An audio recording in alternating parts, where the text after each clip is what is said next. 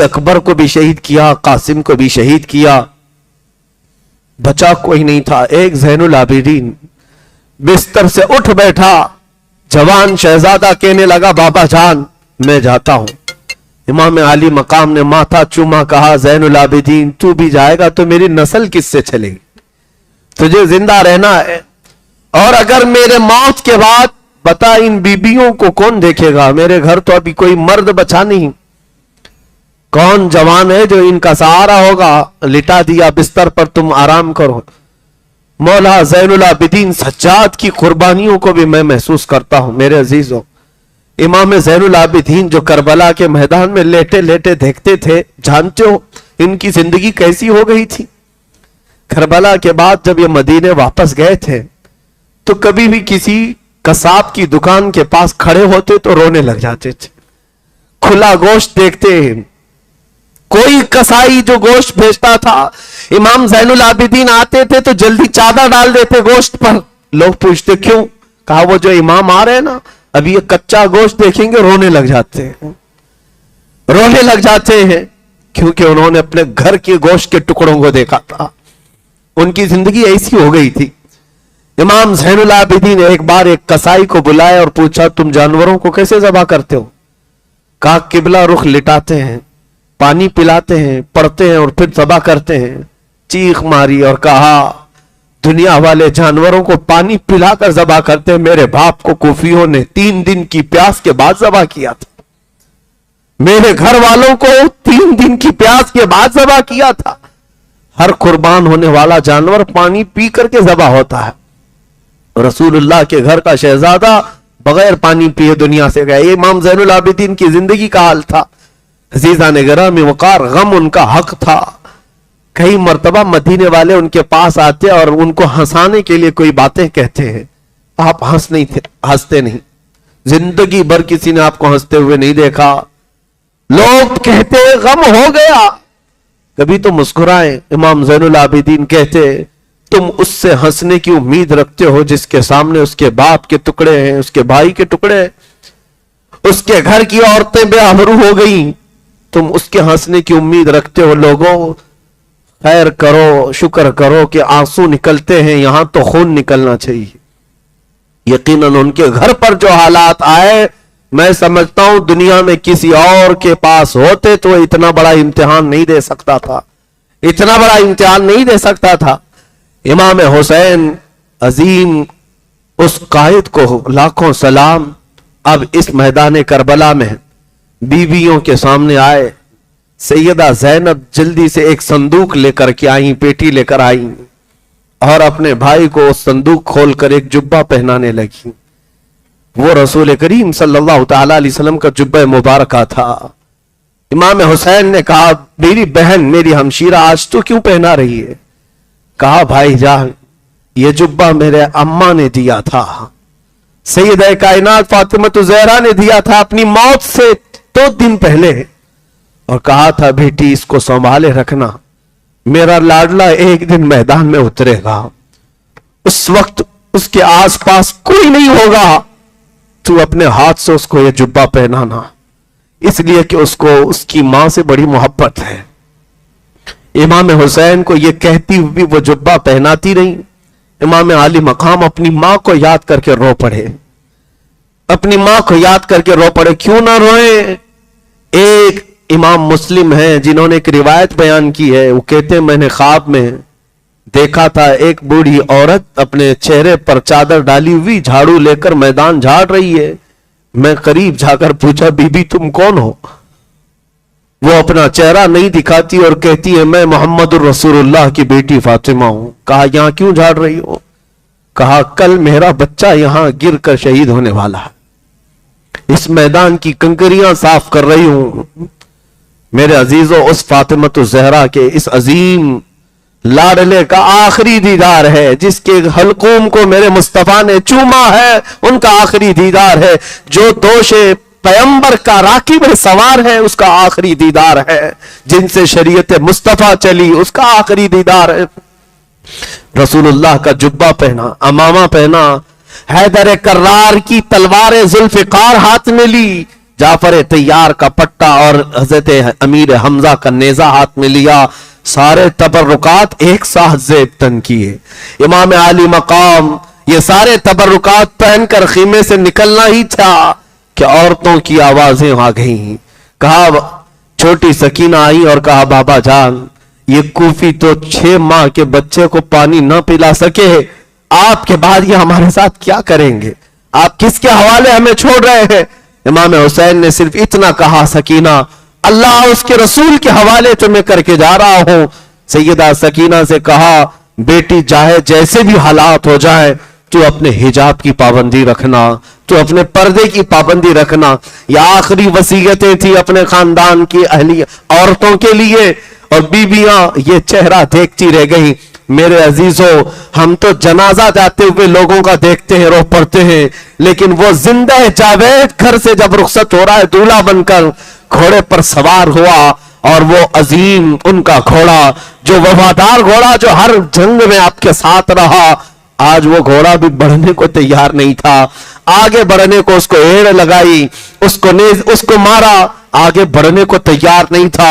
मौला हुसैन ने देखा घोड़े से उतरकर बीबी सकीना उसकी टांगों को पकड़े हुए बैठी हुई है और बार बार घोड़े से कहती जाती है कि ए घोड़े, ए सवारी, मेरे बाबा जान को न लेना, इसलिए कि आज अगर तू सवार करके ले जाएगा तो ये वापस नहीं आएंगे। नन्ही सकीना को आपने गोद में उठा लिया और कहा, इस अजीम सवारी को ना रोकना, इसलिए कि आज मेरे इम्तिहान का दिन है और तुम्हारे सब्र के इम्तिहान का दिन है। ये कहते हुए इमाम आली मकाम घोड़े को दौड़ा दिए। ये आखिरी दीदार था कि मैं हुसैन की तरफ से जो ये शहजादा गुलगू कबा रसूलुल्लाह का यह हसीन शहजादा निकला तो मैदान करबला में आकर फिर वो खुतबा दिया जो हुर बिन यजीद के सामने दिया था, अम्र बिन साद के सामने दिया था। आज 10वीं मुहर्रम थी, जुमा का दिन था और ऐन जोहर का वक्त है। उस वक्त हुसैन आजम करबला के रेगजारों में खुतबा देते हैं, अल्लाह की हम्द बयान की, रसूलुल्लाह पर दुरूद व सलाम भेजा और कहा, कूफियो, क्या तुम्हें मेरी निस्बत पता है? मैं उस फातिमा का बेटा हूं जो रसूलुल्लाह के जिस्म का टुकड़ा है। क्या तुमने मेरे मुतालिक नहीं सुना? मेरे आका ने फरमाया, अल हसन वल हुसैन सय्यदा शबाब अहलिल जन्नह। क्या तुम्हें मेरी निस्बतें नहीं मालूम? और अगर इन हदीसों पर तुम्हें शक है तो अभी जाबिर बिन अब्दुल्लाह मौजूद है, अबू सईद खुदरी मौजूद है, अभी कई सहाबा रसूलुल्लाह के मौजूद हैं, उनसे जाकर तहकीक कर लो, क्या मेरे रसूल ने ये मेरे मुतालिक नहीं फरमाया? और क्या तुम्हें यह ज़ेब देता है कि तुम रसूलुल्लाह का कलमा पढ़ते हो और उसी रसूल के बेटे के खून से अपने हाथों को रंगीन करो? ये खुतबा ऐसा दर्दनाक था, कूफियों में इसका असर हो गया, कूफियों के दिलों के अंदर एक रौब तारी हो गया। करीब था कि वहां बगावत हो जाती, करीब था कि लोग तलवारें छोड़ देते, करीब था कि लोग नेज़े फेंक देते, हलचल मच जाती, क्योंकि रसूल पाक के शहजादे की जुबान में जो असर था वो कमाल का था। खुतबा सुनकर कूफियों की आंखों में भी आंसू आ गए थे, रोने लग गए थे। एक तरफ हुसैन अपने खीमे की तरफ दिखाते और कहते, मेरा कौन सा बच्चा अब बचा हुआ है, मेरा कौन सा भाई अब बचा हुआ है? देखो तुमने मेरे खीमे को लूट लिया, मेरे घर के टुकड़े कर दिए, अब भी अगर तुम चाहते हो तो मैं माफ करने को तैयार हूं, मेरे खून से रंगीन न करो अपने हाथ। कूफियों पर जब ये तकरीर असर करने लग गई, अम्र बिन साद खड़ा हो गया, शिमर दिलजोशन जो हरामुत्तहर कमीना इंसान था, जलील तरीन इंसान था, वो खड़ा हुआ और वो भी फसीह बली खुतबा देता था। खड़े होकर के उसने गालियां देना शुरू किया, आपकी इज्जत पर हमले करना शुरू किया, कहा ये कज़्ज़ाब इब्ने कज़्ज़ाब है, झूठा झूठे का बेटा है, नाउज़ु बिल्लाह, सबको गालियां दिया। और उसके बाद कूफियों से कहा, अगर तुम में से एक भी बगावत कर गया तो मैं यजीद के सामने लिखकर भेजूंगा, तुम्हारी नस्लों को खत्म कर दिया जाएगा, तुम्हारे खानदान उजाड़ दिए जाएंगे, कूफा को तहस नहस कर दिया जाएगा। खबरदार कोई हुसैन की तकरीर पर दिल पजीर ना होने पाए। उसके बाद शिमर दिलजोशिन की तकरीर असर कर गई, फिर लोगों से कहा गया हम हुसैन की तकरीर से माइल नहीं है, उनकी तरफ रग़बत नहीं करते, हम मुकाबले के लिए तैयार हैं। इमाम हुसैन ने कहा, इत्माम हुज्जत के लिए मुझे जो कहना था मैंने कह लिया, اب تمہاری مرضی، آؤ مقابل کے لیے۔ اب مقابل کے لیے جو لوگ آئے، حذیل ایک شخص تھا، اس کے بعد ایک عبداللہ بن سمدانی تھا، اور کئی لوگ ایسے ایک کے بعد دیگر آتے رہے۔ امام حسین رضی اللہ تعالیٰ عنہ ایک دو نہیں، کئی لوگوں کو مار کر گراتے رہے۔ امام حسین رضی اللہ تعالیٰ عنہ تقریباً 100 کے قریب لوگوں کو زخمی کر چکے تھے۔ تنہا علی کا لال ہزاروں میں گھر گیا، فاطمہ کا گل عذار، یہ فاطمہ کا شیر ہزاروں میں گھر گیا۔ عزیزان گرامی وقار، امام حسین لڑتے رہے، کئی لوگوں کو زخمی کرتے رہے، اور اس کے بعد وہی معاملہ، پیاس کی شدت، بیٹوں کا غم الگ ہے، بھائیوں کی لاشیں الگ ہے، بیویوں کا اکیلا ہونا الگ ہے۔ کتنا بوجھ لے کر میرا حسین لڑ رہا تھا، کتنی ذمہ داریاں لے کر یہ گھوڑے کا شہسوار تھا۔ حسین ابن علی رضی اللہ تعالیٰ عنہ جب مقابلہ کرتے رہے، تھک کر کے ان کی گردن جھک جاتی تھی، پھر تلوار اٹھاتے تھے، پھر لڑتے تھے، یہاں تک کہ عمر بن سعد نے اور شمر ذی الجوشن نے، خولی بن یزید نے، یہ سارے لوگوں نے بھڑکایا اور کہا ایسے نہیں، جیسے اس سے پہلے ان کے خاندان کے بیٹوں کو پہنچایا گیا ہے موت کی تک، اسی طرح ان کے ساتھ بھی مقابلہ ہوگا۔ حسین ابن علی کے پاس 200 سواروں کو لایا گیا اور ہر جگہ سے تیر برسایا گیا۔ کبھی حسین کے جسم پر ادھر سے تیر آئے، ادھر سے تیر آئے، اپنے ڈھال سے بچاتے رہے، یہاں تک کہ تاریخ نگاروں نے بتایا ہے آپ کے جسم مبارک پر 72 تیر لگ گئے تھے، کوئی جسم کا حصہ باقی نہیں تھا، چہرے پر بھی، سینے پر بھی، کندھوں پر بھی، پنڈلیوں پر بھی، رانوں پر بھی، پیٹ پر بھی، پیٹ پر بھی، ہر جگہ چیروں سے بوچھار، ہر تیر جاتا جسم میں پیوست ہوتا، ہر تیر جاتا جسم میں پیوست ہوتا۔ امام حسین کے پاس اتنا موقع بھی نہیں تھا کہ وہ تیروں کو نکال لیں، اور یہاں تک کہ گھوڑے سے اتر کر لیٹنے کا ارادہ کیا کیا، آپ کو یہ غم ستانے لگا زمین پر لیٹنے کے لیے جسم بھی باقی نہیں ہے، لیٹتے تو کوئی نہ کوئی تیر پر ہی لیٹتے اور تیر اندر چلا جاتا، گھوڑے پر ہی سوار رہے، پھر پکار کر کہا اے لوگوں دیکھو، پوری دنیا میں جہاں جہاں اسلامی حکومتیں ہیں اذانیں ہو رہی ہوں گی اور ممبر پر خطیب خطبہ دے رہا ہوگا، میرے نانا کا خطبہ پڑھ رہے ہوں گے، جمعہ کا دن ہے، رسول اللہ کا خطبہ دے رہے ہوں گے، جمعہ کے دن لوگ نماز کے لیے سجدہ ریز ہو جاتے ہیں، کیا تم میں سے کسی کے اندر اتنی سخت نہیں ہے، اتنی جرأت نہیں ہے کہ رسول اللہ کے نواسے کو 2 رکعت نماز پڑھنے کا وقت دیا جائے؟ تھوڑی دیر کے لیے ہٹ جاؤ، کوفی ہٹ گئے، یہاں تک کہ تلواروں سے جو مقابلہ کرنے والے نامرد گیدڑ تھے قریب آنے کو تیار نہیں تھے، تیروں سے بوچھل کر دیا، چھلنی کر دیا، لیکن قریب آنے کو کوئی تیار نہیں، دور سے تیر پھینک کر کے حملہ کر رہے تھے۔ امام علی مقام ان کے تیروں کی طرف کوئی نظر نہیں فرمائی اور ان کی طرف نظر انداز کرتے ہوئے گھوڑے سے آپ پہلی مرتبہ اترے تھے اور میدان کربلا میں نہایت ہی خشوع و خضوع کے ساتھ آپ نے نماز کے لیے رکعت باندھ لی۔ تاریخ میں یہ بتایا گیا چاہے وہ آپ نے نماز کی رکعت کے لیے باندھا ہو یا پھر اللہ کریم کی بارگاہ میں سجدہ کیا ہو، جو بھی ہو عبادت ہی تھی، ان کا قدم قدم وہاں عبادت تھا، ان کا لمحہ لمحہ وہاں عبادت تھا۔ امام علی مقام تھکان سے چور تھے، اس کے بعد جب آپ کا سر سجدے کی طرف گر پڑا، آپ سجدے کی طرف گرے، خولی بن یزید، شمر ذی الجوشن، دنیا کے بدترین لوگ تھے، قریب آئے، ایک شخص نے آپ کی پیٹھ پر پاؤں رکھا، دوسرے نے آپ کی گردن پر تلوار رکھ کر کے آپ کی گردن مبارکہ کو جسم سے الگ کر دیا۔ انا للہ و انا الیہ راجعون۔